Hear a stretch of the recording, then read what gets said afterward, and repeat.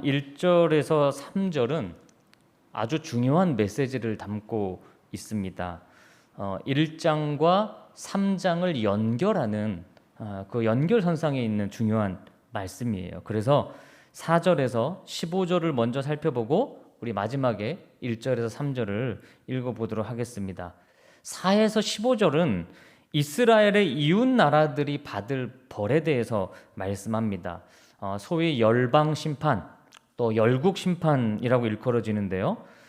소예언서를 정말 열심히 최선을 다해 공부하고 같이 따라오신, 혹시 기억력이 좋으신 분들은 이렇게 같은 열방 심판에 대한 그런 말씀이 있었던 소예언서의 책이 어떤 책인지 아실 겁니다. 어떤 책일까요?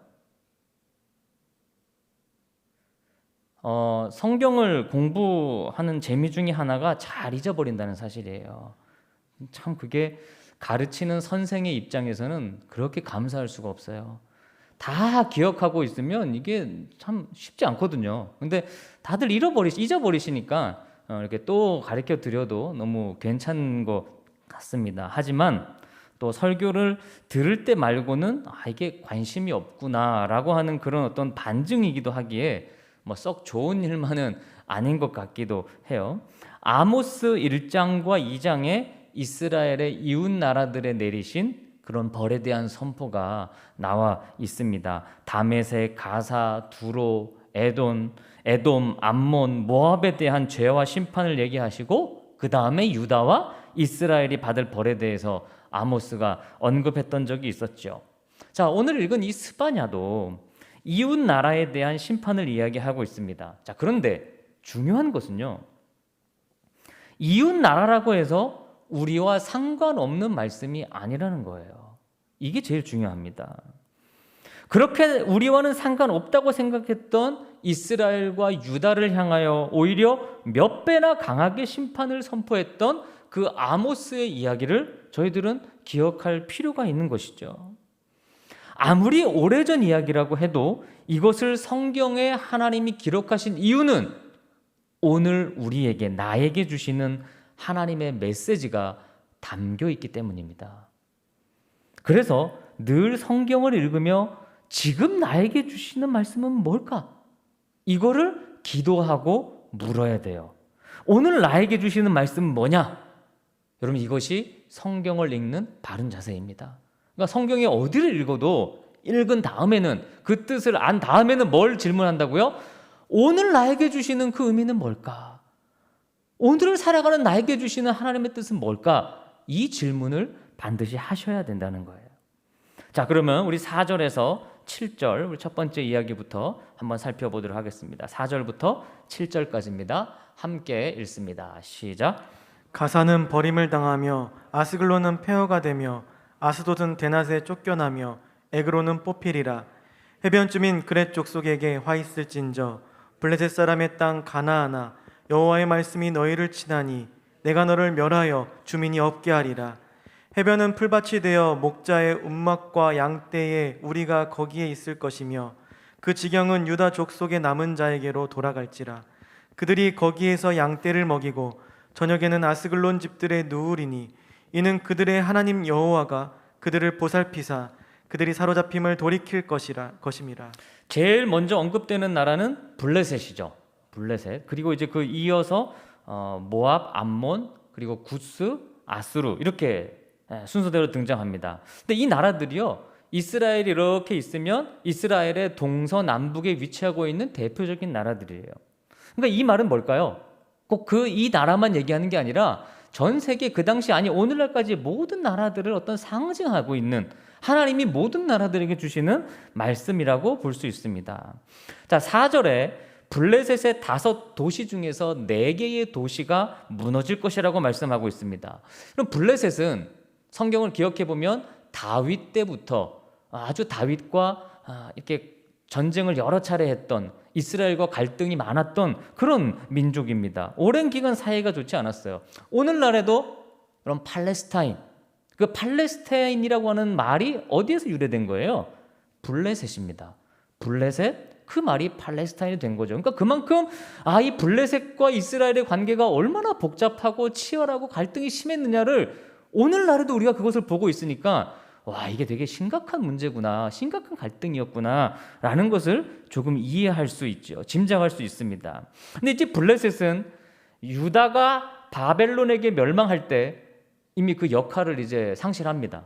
하나님이 어떤 이 이스라엘의 유다의 가시 같은 나라로 역할을 이렇게 하도록 하셨는데 유다가 없어지니까 블레셋도 그 역할을 마무리하게 되는 거죠. 그리고 나서 7절의 말씀처럼 유다 족속의 남은 자들이, 하나님이 남겨놓으신 사람들이 이 블레셋 땅의 지경을 차지할 거다라고 오늘 읽은 지금 말씀이 예언하고 있습니다. 그러면서 한 가지 더 언급하고 있는, 눈여겨볼 것은 블레셋이 쫓겨나는데 언제 쫓겨난다고 얘기를 하고 있냐면 대낮에 쫓겨난다. 대낮에 언제입니까? 그냥 화날 때, 한낮에, 그런 표현인데 이 대낮이라는 것은요 가장 안전하고 잘 나갈 때 쫓겨났다는 말이에요. 가장 잘 나갈 때. 여러분, 우리에게 중요한 것은 대낮일 때 하나님 앞에 바로 서야 한다는 겁니다. 고린도전서 10장 12절에 선줄로 생각하는 자는 넘어질까 조심해라 라고 말씀하고 있거든요. 그러니까 우리가 주로 교만할 때는 내가 가장 지금 잘 나갈 때, 가장 높이 섰을 때입니다. 그 한창 잘 나갈 때가 대낮으로 표현된 거예요. 이 스바냐서를 통해서 선포한 후에도 한 20년간은 유다에게 시간이 있었습니다. 그러니까 멸망하기 전까지 20년의 시간이 있었어요. 그럼에도 불구하고 유다는 그 20년 동안 아무런 조치를 하지 않았고 어떤 준비도 하지 않았어요. 설마 우리가 망할까? 설마 우리에게 하나님 심판하실까? 그런 안일한 마음으로 신앙생활을 했다는 거예요. 지난 스바냐 1장이죠. 우리가 지지난주에 봤는데 그 1장의 말씀처럼 내 안에 찌꺼기가 많고 돌같이 굳은 마음이 가득함에도 불구하고 하나님의 말씀을 찾지 않고 구하지 않고 따르지 않았다. 그런 삶을 산다면 그게 뭐 유다든 이스라엘이든 미국이든 대한민국이든 그 누구든 하나님의 선언으로 말미암아 대낮에 가장 내가 괜찮다, 잘 나간다고 생각하는 그때에 하나님이 무너뜨리신다는 거예요. 그러니까 무너지는 나라들은요 대부분 잘 나갈 때 무너집니다. 잘 나갈 때 넘어집니다. 그러니까 우리는 늘 조심해야 돼요. 7절의 말씀처럼 하나님은 약하고 겸손한 자를 다시 그 자리에 세우시는 어떤 역전을 이루시는 거죠. 우리 예수님께서 십자가에서 가장 겸손한 모습으로 낮아지셨을 때 만왕의 왕으로 높임 받은 것처럼 이 땅을 살아가는 저와 여러분의 삶에도 하나님의 이런 바꾸시는 역사는 언제든지 일어날 수 있습니다. 왜냐하면 우리가 약할 때가 바로 강할 때이고 우리가 가장 겸손할 때 하나님은 우리를 높여주시는 것입니다. 자, 그 다음 두 번째입니다. 8절에서 11절 말씀입니다. 8절에서 11절입니다. 시작. 내가 모압의 비방과 암몬 자손이 조롱하는 말을 들었나니 그들이 내 백성을 비방하고 자기들의 경계에 대하여 교만하였느니라. 그러므로 만군의 여호와 이스라엘의 하나님이 말하노라. 내가 나의 삶을 두고 맹세하노니 장차 모압은 소돔 같으며 암몬 자손은 고모라 같을 것이라. 찔레가 나며 소금 구덩이가 되어 영원히 황폐하리니 내 백성의 남은 자들이 그들을 노략하며 나의 남은 백성이 그것을 기업으로 얻을 것이라. 그들이 이런 일을 당할 것은 그들이 만군의 여호와의 백성을 회방하고 교만하여졌음이라. 여호와가 그들에게 두렵게 되어서 세상의 모든 신을 세약하게 하리니 이방의 모든 해변 사람들이 각각 자기 처소에서 여호와께 경배하리라. 두 번째는 모압과 암몬에 대한 벌이죠. 모압과 암몬은 롯의 후예입니다. 그러니까 태생적으로 이 나라들은 하나님을 잘 믿을 수 있는 그런 조건을 갖추고 있었던 그런 민족이라고 볼 수 있어요. 이점이 있죠. 그러나 모압과 암몬은 그럼 이스라엘을 미워했습니다. 유다를 미워했어요. 아모스 1장 13절에 이들의 죄를 뭐라고 언급했냐면 그들은 지경을 넓히기 위해 길르앗의 아이벤 여인의 배를 가른 것이 암몬의 죄였다라고 그 아모스서의 열국 심판이 언급하고 있습니다. 그리고 스바냐 1장에서 우리가 봤던 무슨 말감 기억나십니까? 말감, 밀감 또는 몰렉이라고 하는 그 단어, 바로 그 말감이 암몬의 신이죠. 암몬의. 이 암몬의 이방 신을 이야기하는 것입니다. 그러니까 그야말로 이 자존심이 아주 더럽게 셌던 그런 민족, 모압과 암몬이에요. 이스라엘이 잘 되는 것은 용납하지 못하고, 그리고 이스라엘이 믿는 신은 그냥 그 이스라엘이 믿는다는 이유만으로 배척해버리는 거예요. 그러니까 이스라엘과 여러분 가장 가까운 민족이 어디예요? 모압과 암몬이잖아요. 그렇죠? 아주 가까운 사이잖아요. 그러면서도 여러분 사촌이 땅을 사면 배 아프다고 이스라엘을 높여주지 못했어요. 근데 이게 뭐 남의 일만은 아닐 것 같아요.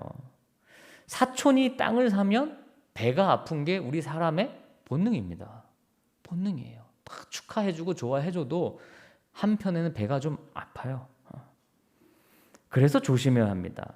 저도 살아보니까 많은 어떤 영적인 또 그런 훈련 중에서 제일 어려운 게 이 자존심 훈련이더라고요. 이게 제일 어렵습니다. 자존심 훈련이. 예수님이 그 온갖 모욕을 받으시고 침뱉음을 당하실 때 그게 어떠했는지 참 저희들도 그걸 경험해 보지 않으면 모르잖아요. 예수님의 자존심도 어마어마하게 아프시고 타격을 받으셨을 것 같은데, 이 모욕이라는 것은요 정말 견디기 힘든 우리 인간의 기본적인 감정이랑 연결이 되어 있어요. 그래서 우리가 모욕을 당하잖아요. 그거는 진짜 못 견뎌해요. 여러분 그렇죠. 여러분도 그래요. 볼 때 이렇게 어떤 모욕을 당하면 야 이건 진짜 견디기 어렵습니다. 그냥 막 맞받아 친다든지 그렇게 할 수밖에 없죠. 그렇게 한번 틀어지면 그 마음에 제대로 잡히지가 않아요. 모압과 암몬은 이스라엘에게 그렇게 그런 존재였어요. 그렇게 이스라엘을 대했어요. 그러니까 여러분 다른 사람을 함부로 조롱하지 마세요. 함부로 비방하면 안 됩니다. 왜냐? 조롱과 비방은 교만한 사람들이 하는 일인데 반드시 나에게 돌아올 것이라는 것이 주님의 말씀입니다. 반드시 돌아옵니다. 어떤 경우에도 어떻게든. 하나님께서 내가 나의 삶을 두고 맹세하신다 이렇게 표현하셨어요. 이 말씀은요 반드시 관여하시겠다는 의지를 표현하신 거예요. 모압은 소돔처럼 되고 암몬은 고모라처럼 된다. 소돔과 고모라 너무 잘 아시죠? 근데 그 소돔과 고모라처럼 된다고 하나님이 선언하셨어요. 소돔과 고모라는 늘 심판의 상징으로 기억되는 도시잖아요. 그렇죠? 완전히 멸망한 도시잖아요. 그렇게 완전한 심판을 당한다. 근데 그렇게 완전한 심판을 당하는 이유를 다시 한번 설명합니다. 하나님의 백성을 회방했고 교만했기 때문이다. 이 10절 말씀을 공동번역으로 읽으면 공동번역은 이렇게 번역하고 있습니다. 모압과 암몬은 으스대며 만군의 야훼의 백성에게 욕설을 퍼부었다. 그렇게 거만을 떨다가 이 모양이 된 것이다 라고 번역했어요. 아주 번역이 저는 잘 된 것 같아요. 거만하게 욕설을 퍼붓다가 이렇게 됐다. 그들이 하나님께 심판받았다라는 것입니다. 아주 단순하고 분명하게 말하는 거죠. 여러분 우리 안에 이 모압과 암몬과 같은 성질이 있다면, 성격이 있다면, 그런 부분이 있다면 그건 배격해야 됩니다. 예수님은 끝까지 침뱉음을 당하셨지 절대 모욕에 대해 반응하지 않으셨어요. 우리는 예수님을 따르는 사람들인 거예요. 자, 세 번째 언급되는 민족입니다. 12절에서 15절입니다. 12절에서 15절입니다. 시작. 구스 사람들아 너희도 내 칼에 죽임을 당하리라. 여호와가 북쪽을 향하여 손을 펴서 아수르를 멸하며 니느웨를 황폐하게 하여 사막같이 메마르게 하리니 각종 짐승이 그 가운데 때로 누울 것이며 당아와 고슴도치가 그 기둥 꼭대기에 깃들이고 그것들이 창에서 올 것이며 문턱이 적막하리니 백향목으로 지은 것이 벗겨졌음이라. 이는 기쁜 성이라 염려 없이 거주하며 마음속에 이르기를 오직 나만 있고 나 외에는 다른 이가 없다 하더니 어찌 이와 같이 황폐하여 들짐승이 엎드릴 곳이 되었는고. 지나가는 자마다 비웃으며 손을 흔들리로다. 구스라고 하는 나라는요, 그 애굽, 여러분 애굽은 많이 들어보셨잖아요. 애굽의 남쪽에 위치한 나라인데 많은 성경들이 에디오피아라고 번역합니다. 에디오피아. 과거에는 이 구스가 매우 강한 세력이어서요, 애굽 전체를 지배하기도 했어요. 그래서 그때는 애굽이 곧 구스고 구스가 곧 애굽이었습니다. 그런데 이 구스라고 하는 민족은요, 7세기 초반에는 아예 애굽에서 영향력을 완전히 상실해요. 그러니까 이미 멸망한 지 오래된 그런 민족입니다. 애굽이 강했을 때 또 하나의 강대국이 있었죠. 성경에 보면 늘 애굽과 같이 나오는 아수르입니다. 아수르. 당시 거의 두 축과 같은 나라들이에요. 하지만 이 구스와 아수르도 하나님의 칼과 하나님의 손에 의해 멸망당하고 황폐케 되었다. 그때부터 이제 여러분 애굽과 아수르가 두 나라가 세 개의 축을 가지고 있고 이 두 나라가 멸망한 이후부터는 바벨론, 페르시아, 로마 어떤 하나의 나라가 주도해 나가죠. 그래서 유다가 바벨론에 의해서 멸망되고 그 다음에 페르시아 쭉 이어가서 나중에 예수님 때 로마의 시대까지 이르게 되는 겁니다. 하나님께서 이 구스와 아수르를 멸망시킨 이유를 15절이 설명하고 있는데 일단 기쁜 성이라고 하는 말이 여기 나와요. 기쁜 성. 그러니까 삶에 염려가 없고 늘 자기 만족을 구하면서 그렇게 그냥 자기의 기쁨만을 위해 살아가던 그런 사람들이 모인 성이었다라는 뜻입니다. 여러분 소예언서의 이 소예언자들이 줄기차게 외쳤던 것이 뭐였습니까? 신앙이라는 것은 이웃과의 바른 관계에서 증명되는 것이다라는 거였어요. 약자와 고통 가운데 있는 사람들에게 정의와 사랑을 전하는 것이어야 한다고 했습니다. 그런데 그런 하나님의 관심에는 전혀 생각이 없고 나만 염려가 없으면 되고 나만 걱정이 없으면 되고 나만 미래를 보장하면 된다고 하는 그런 삶은 하나님께 의로운 삶이 절대 아니라고 하는 사실이에요. 그래서 여기 표현에도 나 외에는 다른 이가 없다라고 생각하는 순간 그 사람은 황폐하게 된 거와 다름이 없다는 것입니다. 누가 보실 때? 하나님이 보실 때는. 그러니까 하나님은 우리가 우리의 신앙을 가지고 다른 이웃들과 어떻게 관계하는지를 참 자세히 쳐다보고 계셔요. 우리 하나님의 관심이에요. 자, 사랑하는 여러분, 이제 15절까지 읽었는데요. 이 4절에서 15절의 이 열방에 대한 심판.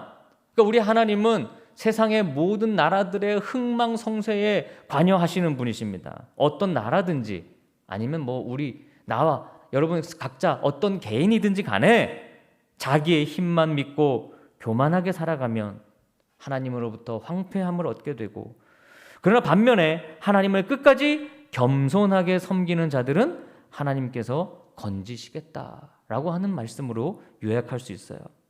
그렇기 때문에 여러분 살아가면서 지금 강하다고 교만하지 말고 또 그것이 영원하다 생각하면 안 됩니다. 또 반면에 어둡고 불안한 이 인생 속에서 너무 두려워하실 필요도 없습니다. 하나님은 이 세상의 역사와 여러분의 인생을 주관하고 계십니다. 할렐루야. 하나님이 주관하고 계십니다. 그 하나님을 신뢰하십시오. 자, 이제 2장에 처음으로 가보겠습니다. 1절 말씀입니다. 1절입니다. 시작. 수치를 모르는 백성아 모일지어다 모일지어다. 네. 수치를 모르는 백성은 모여야 한다고 외치고 있습니다. 수치를 모른다.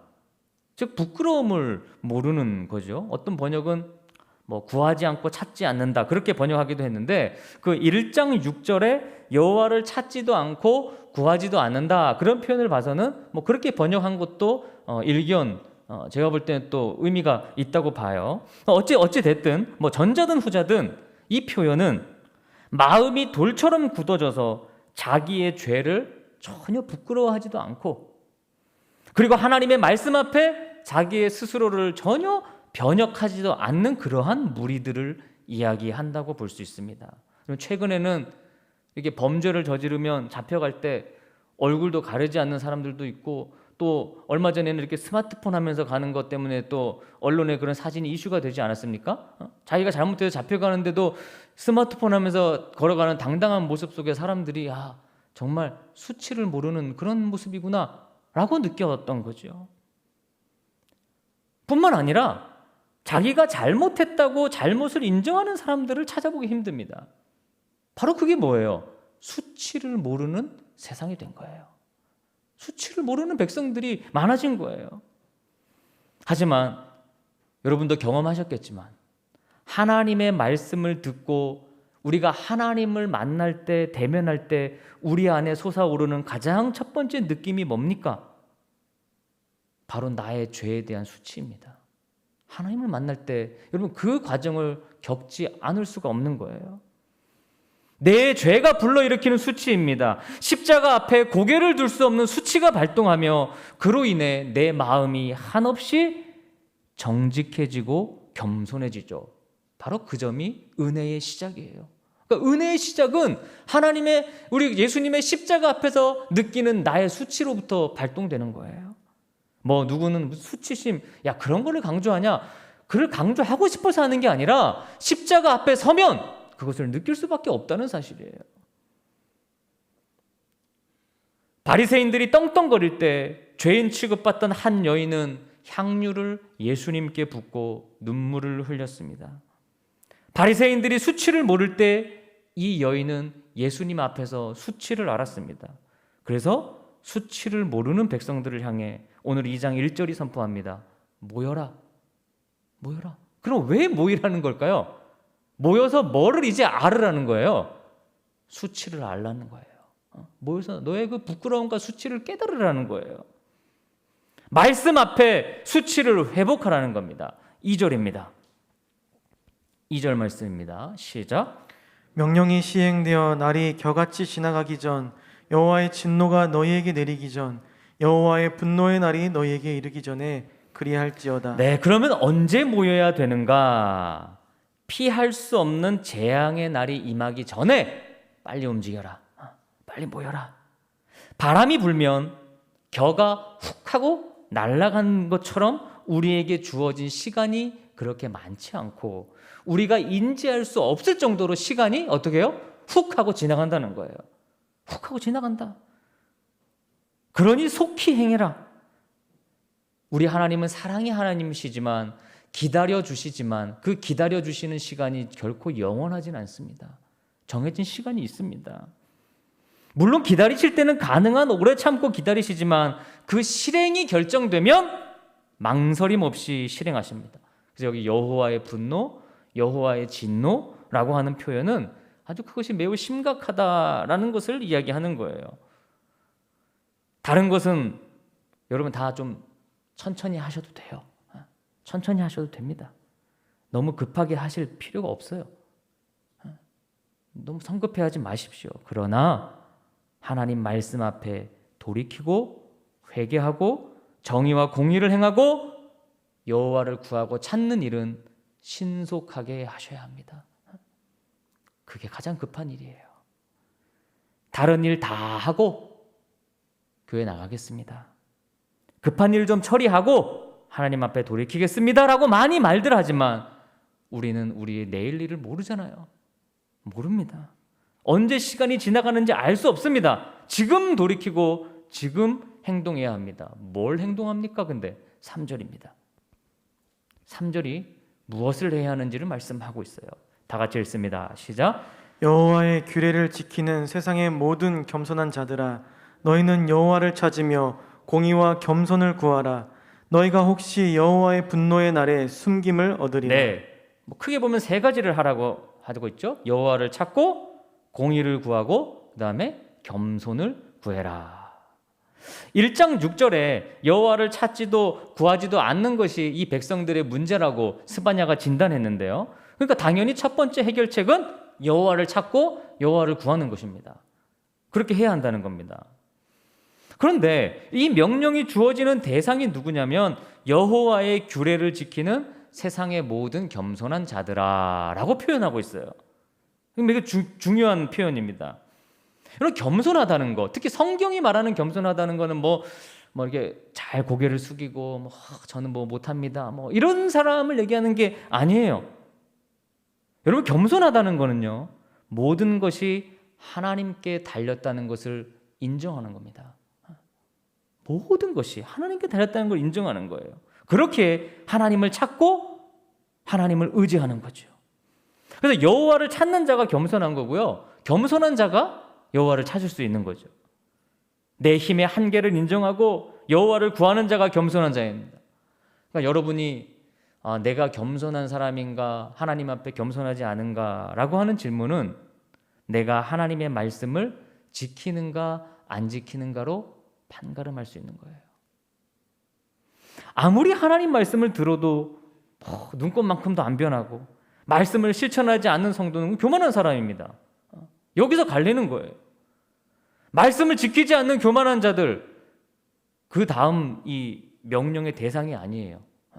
여기 지금 명령했잖아요. 그러니까 말씀을 아예 지키지 않는 교만한 사람들은 그 다음 거로 전진해 나갈 수조차 없어요. 왜냐하면 어차피 지키지 않을 것이기 때문에요. 그러나 하나님의 말씀을 지킬 의향과 마음과 다짐이 있으시다면 들으십시오. 그 다음 명령은 바로 먼저는 여호와를 찾아라. 모든 문제의 답은 여호와를 찾는 거예요. 하나님께 찾아야 되는 거예요. 세상에 답이 있지 않아요. 세상 것에 답이 있지 않습니다. 오직 하나님입니다. 그러면 여호와를 찾는다는 것은 또 뭘까요?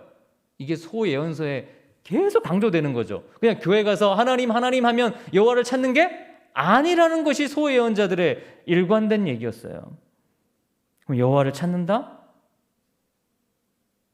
그렇게 하나님의 이름을 부르며 찾는 사람들은 도처에 있다. 신약 성경에도 주님이 말씀하셨어요. 주여 주여 하는 자마다 다 여호와를 찾는 게 아니다. 오직 공의와 겸손을 구하는 것이 여호와를 찾는 것이다 라고 바로 말씀에서 설명하고 있습니다. 호세아도 아모스도 요엘도 미가도 하박국도 같은 말씀을 크게 외쳤습니다. 자, 여러분, 소예언서가 시작했던 첫 번째 성경책이 무엇이었죠? 감사합니다. 잊어주셔서 호세아였습니다. 호세아에서 오늘 이 스바냐까지 오는 동안 여러분 얼마나 공의와 정의를 행하시려고 노력하셨습니까? 그리고 겸손을 구하셨습니까? 나와 함께 일하고 살아가는 사람들에게 어떤 정의와 사랑을 전하셨습니까? 하나님이 보여주시는 비전과 내가 도울 수 있는 인생들에 대해 어떤 손길을 내어 주셨습니까? 무슨 일을 하든지 내 뜻이 아니라 하나님의 도움을 위해 얼마나 몸부림치고 기도하고 애쓰셨습니까? 과연 내가 혹시 숨김을 얻는 하나님의 자녀가 될 수 있느냐라고 오늘 말씀이 질문할 때 과연 하나님이 여러분을 혹시 숨겨주셔야 할 만한 이유가 있는 삶을 사셨습니까? 여기 혹시라는 단어에 집중해야 됩니다. 하나님이 말세에는 그냥 무조건 우리를 숨겨준다가 아니라 혹시 숨김을 얻을 수 있다고 스바냐도 반신반의하며 설명하고 있어요. 다른 예언자들도 마찬가지예요. 여러분, 이 당시 유다 백성들과 나는 다르다고 말할 수 있나요? 글쎄요. 저는 성경을 읽으며 소돔과 고모라에 살았던 사람이 저라는 생각을 지울 수가 없고, 이 멸망했던 유다 백성들과 이스라엘 백성들이 나와의 삶과 똑같다는 것을 저는 그거를 부인할 수가 없을 것 같아요. 여호와의 분노의 날과 진노의 날에 반드시 숨김받는 길은 있습니다. 왜냐하면 우리 하나님의 목적은 심판 자체가 아니기 때문이에요. 누차 말씀드리지만 바로 우리들의 돌이킴입니다. 예언자들이 막 설교하고 목나 외쳤던 것도 빨리 뭐 하라는 거예요? 빨리 돌이켜라. 빨리 돌이켜라. 여러분, 아직 기회가 조금 남았죠. 스바냐서가 끝나면 학개, 그리고 스가랴, 말라기, 아직 조금 남으셨어요. 기회가 남았어요. 아직 시간이 있습니다. 여러분, 요즘 교회가 이렇게 무너지고 또 교회 지도자들이 넘어지는 일들을 참 많이 봅니다. 그러면 과연 나는 얼마나 그런 일들로부터 자유롭다고 말할 수 있는가라는 질문을 늘 하면서 살아요.